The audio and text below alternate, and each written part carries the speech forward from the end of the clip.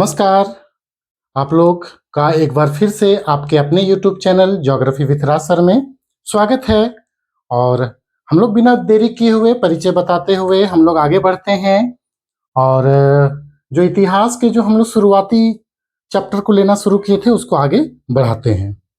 तो मेरा नाम राज सर है और आप अपना channel geography with Raj sir भूगोल और प्रतियोगिता परीक्षा देखना शुरू कर चुके हैं। और आज का जो टॉपिक है हम लोग कल जो दिए थे आपको अपलोड किए थे उससे आगे बढ़ते हैं।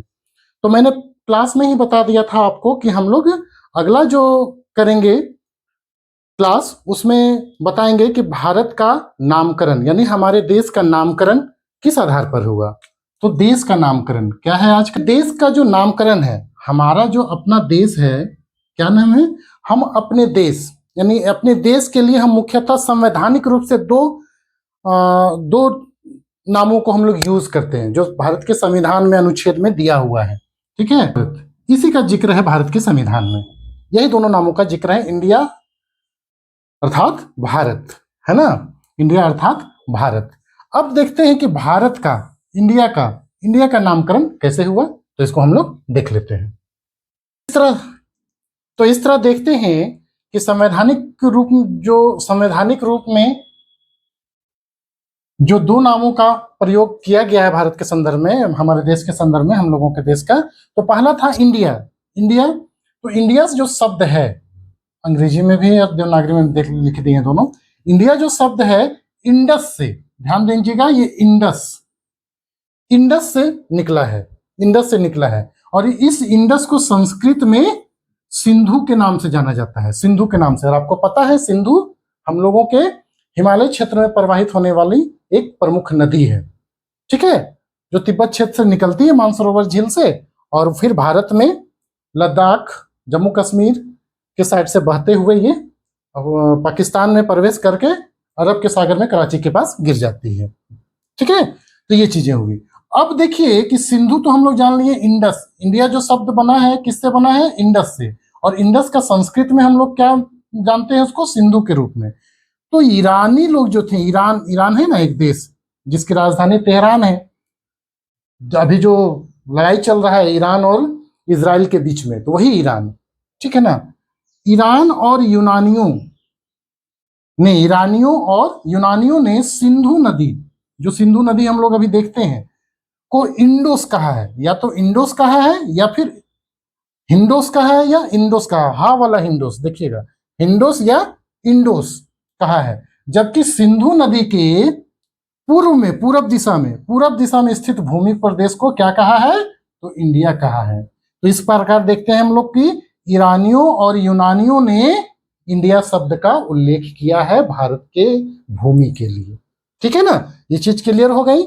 अब देखते हैं हम लोग कि मैप में थोड़ा सा देख लेते हैं। मैप में यहाँ पे देख लीजिए आप लोग, फिर मैं मैप मिटा दूंगा क्योंकि भारत के संदर्भ में बातें करूंगा। फिर मैं थोड़ा सा मैप आप लोग देख लीजिए, जिस जगह का हम लोग बात कर रहे हैं वो आखिर जगह है कहाँ। ठीक है, उस जगह को हम लोग देख लेते हैं।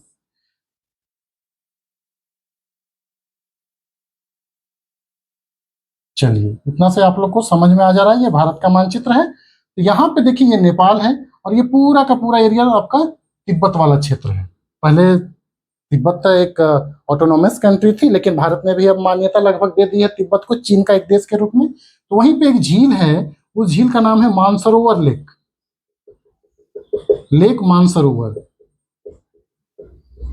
और यहीं से क्या होती है, एक नदी इधर से इसी के पास से निकलती है और ऐसे लद्दाख होते हुए ये पाकिस्तान में प्रवेश करती है और यहीं पे कराची के पास अरब सागर में गिर जाती है, अरब सागर में गिर जाती है।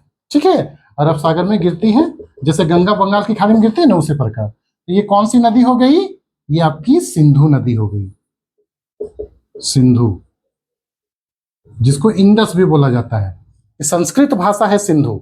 अब देखिए जो ईरान और यूनानी देश के जो लोग थे, तो इस नदी को सिंधु बोले, और इसके जो पूरब में इधर जो देश था, इस देश को उन्होंने क्या बोला, तो इंडिया बोला। और ये कौन बोले हैं, तो सिंधु नदी के पूर्व में स्थित भूमि को इंडिया किसने बोला है, तो ईरानियों और यूनानियों ने। ठीक है, तो यहां तक आप लोग कर लीजिए, फिर हम लोग भारत के संदर्भ में बातें करते हैं, इसको आप लोग बना लीजिए। देख लिए कि इंडिया कैसे बना, इंडिया नामकरण कैसे हुआ। अब देखते हैं कि भारत का नामकरण पर हम लोग बातें करते हैं। अब किस पे बात करेंगे हम लोग, तो भारत का नामकरण पर। और भारत का जो नाम है, ठीक है, ये प्रयोग मुख्यतः उत्तर पश्चिम, कहां, तो भारत के उत्तर पश्चिम में रहने वाले लोगों के लिए किया गया था। भारत के उत्तर पश्चिम में कौन सा भाग था, याद करिए, हमने बताया था ना, हिंदू कुश पर्वत, सुलेमान पर्वत, किरथर पर्वत, ये सब जो क्षेत्र थे वही भारत के उत्तर प्रदेश, जो अभी राजस्थान वाला क्षेत्र है, राजस्थान पंजाब के पास जो पश्चिम की ओर, उत्तर पश्चिम की ओर जाता है, उसी क्षेत्र में। तो उस क्षेत्र में जो लोग रहते थे, उन लोगों के एक समूह का नाम, समूह को भारत के नाम से संबोधित किया जाता था। ठीक है ना, जिसका उल्लेख हम लोग ऋग्वेद में पाते हैं, प्राचीन इतिहास में हम लोग ऋग्वेद में मिलता है। बाद में इसी नाम को भारत के एक देश के रूप में होने लगा। बाद में इसी नाम का प्रयोग भारत देश के रूप में किया जाने लगा, जिसको मैं लिख देता हूं, इसको आप लोग लिख लेंगे। इस प्रकार जो हम समझाएं वही यहाँ पे लिखा हुआ है आपका। भारत नाम, जो भारत नाम है का प्रयोग कहाँ के लिए हुआ, तो उत्तर पश्चिम में रहने वाले लोगों के एक समूह के लिए किया जाता था। और इसका उल्लेख किसमें है, तो हमारा प्राचीन इतिहास में जो वेद हैं, ऋग्वेद, ठीक है, 4 वेद हैं, आपको पता है, ऋग्वेद, यजुर्वेद, सामवेद, अथर्ववेद। ये तो ऋग्वेद जो है सबसे प्राचीन वेद है, और उसी प्राचीन वेद में भारत नाम का उल्लेख है। और इसी का इस्तेमाल क्या, तो एक देश के रूप में, और वो देश कौन है, हमारा देश, हमारे देश के नाम के तौर पर भारत के रूप में किया जाने लगा। ठीक है, इसीलिए अभी देखिएगा एक कॉन्फ्लिक्ट उत्पन्न हुआ है कि जो विपक्षी भाग केंद्र शासित में है, कांग्रेस और उसके जो अलायंस पार्टियां हैं, वो इंडिया नाम का प्रयोग करते हैं। तो उससे थोड़ा सा जो सत्ता में जो है एनडीए, वो क्या कर रही है कि इंडिया नाम को ना करके वो भारत का प्रयोग करने लगे। क्यों, क्योंकि वो हमारे प्राचीन इतिहास से एक प्रकार से जुड़ा हुआ है। तो प्राचीन इतिहास क्या है हमारा, ऋग्वेद, ऋग्वेद में भारत का उल्लेख है बहुत पहले से, इसीलिए भारत को हम लोग वहां से भी देखते हैं। तो इस प्रकार नामकरण हम लोग इंडिया का भी देख लिए और भारत का भी देख लिए। अब देखते हैं कि और 2 नाम हैं जो कि अरबों के द्वारा, ठीक है, अरबों के द्वारा, तुर्कों के द्वारा किया गया, अरबों के द्वारा किया गया अल हिंद। ठीक है, अरबों के द्वारा जो हमारा देश है, अन्य नाम हम लोग देख लेते हैं। यहाँ पे अन्य नाम देखिए, एक अन्य नाम जो कि हमारे संवैधानिक रूप से दर्ज नहीं है। 2 प्रकार के नाम है। पहला हो गया, एक बोलते हैं अल हिंद, और ये अल हिंद कौन बोले हैं, तो अरबी लोग बोले हैं। अरबों, अरब मतलब सऊदी अरब वाला क्षेत्र, अरबों द्वारा किया गया है। जबकि दूसरा नाम है हिंदुस्तान, अक्सर हम लोग थोड़ा थोड़ा करते हैं कभी कभी, हिंदुस्तान। ठीक है, हिंदुस्तान। और ये हिंदुस्तान किसने नाम दिया है, तो ये तुर्कों ने दिया है, तुर्क वाले लोग, तुर्कों द्वारा दिया गया है, ध्यान रखिएगा इस चीज को। ठीक है, तो हम लोग 4 नाम देखे, एक संवैधानिक रूप से इंडिया का नाम देख लिए और भारत का नाम देख लिए, और 2 अन्य नाम जो थे अल हिंद और हिंदुस्तान, जिसमें हिंदुस्तान काफी प्रचलित नाम है। इसको किसने दिया है, तो तुर्कों ने हिंदुस्तान का नाम से पुकारा है। जबकि अरबवासी इसको अल हिंद के रूप में, जब अरब लोग आते थे व्यापार के लिए, तो इसको अल हिंद नाम से पुकारते थे। तो ये हुआ हमारा आज का नामकरण का सेशन।